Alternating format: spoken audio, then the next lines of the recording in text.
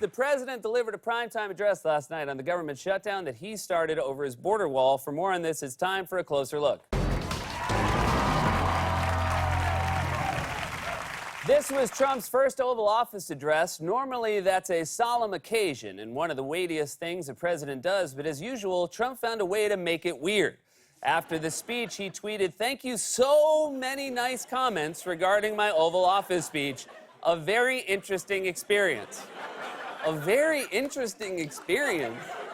He reacted to addressing the nation from the Oval Office the same way my grandpa did to tapas. Also, if it was so interesting, why didn't you open your eyes more? You could have fit 10 of yours into one Pelosi.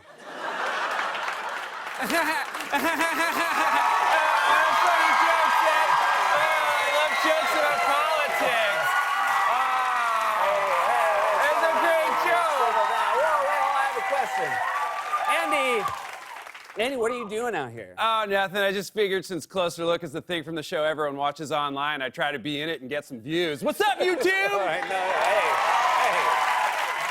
hey, people watch this show live. Yeah.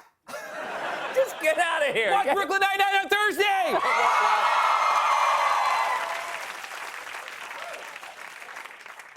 Now everyone's going to want to do that. Now, it's worth taking a step back and remembering how we got here. We all know the wall was the most memorable promise of Trump's campaign and a refrain at all of his rallies. And no matter how much he talked about building a physical wall, to many of his supporters, the wall remained an imaginary thing. We're at a weird point where Trump is basically the last guy who wants a wall. I mean, it's fun to chant, "build the wall," but they didn't expect it to happen any more than they expected Trump to actually lock her up. If you go to a Mets game, you chant, "Let's go Mets," but you don't really expect them to go.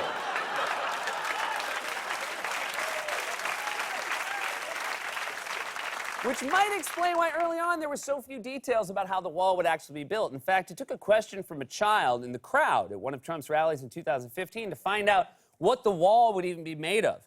First, here's the question. Okay, a young man, come on, young guy. So, you're going to build the wall? What's it going to be made out of?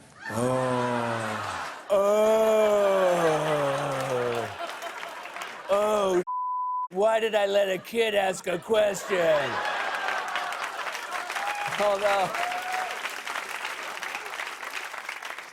I will say, I hate watching Trump be president, but I would love watching a show where kids get to ask him questions. Mr. Trump, where do people go when they die? They're going to China, they're going to Japan, they're going all over the place. Grandpa's in Japan! But amazingly, the exchange with Trump gets weirder because Trump then invited the kid on stage to repeat his question while holding him up to the mic, and eventually Trump gave him an answer. Lift him up here, bring him up here. Come on. What are the walls going to be made of? Hello? Go ahead, ask him. What are the walls going to be made out of? I'll tell you what it's going to be made of. It's going to be made of hardened concrete, and it's going to be made out of rebar and steel. Why does he hold the kid up like that? That kid's face looks like he's being carried away by a falcon. So, Trump said very clearly the wall would be made from concrete. In fact, as the campaign went on, and even after he became president, he made lots of specific promises about the wall, who would pay for it, what we should call it, and how high it would be. He also repeatedly floated a price tag for the wall, a price tag that seemed to change basically any time he opened his mouth. So let's say it costs $4 or $5 billion. So if the wall costs $6 billion to build, You mean to tell me I can't take $7 billion and build a wall? the wall's probably $8 billion. The wall is 10 to 12 billion. I think for $18 billion or less, we're going to have a great wall. And we're talking about a wall for $20 billion. And they did agree to a $25 billion wall. He's like a rich guy yelling from the Price is Right audience who doesn't know how much things cost. How much is this detergent? $3 billion. Trump just made stuff up off the top of his head because the wall was a ridiculous thing he never thought he'd actually have to build. At any point in the last 2 years, Republicans who controlled the House and Senate could have given Trump money for the wall, but they didn't because it was obviously insane. And now In his desperation to get a deal, he's throwing out everything he said about the wall on the campaign trail, from the fact that Mexico would pay for 100% of it, to the fact that it would be made of concrete, to the fact that it had to be called a wall.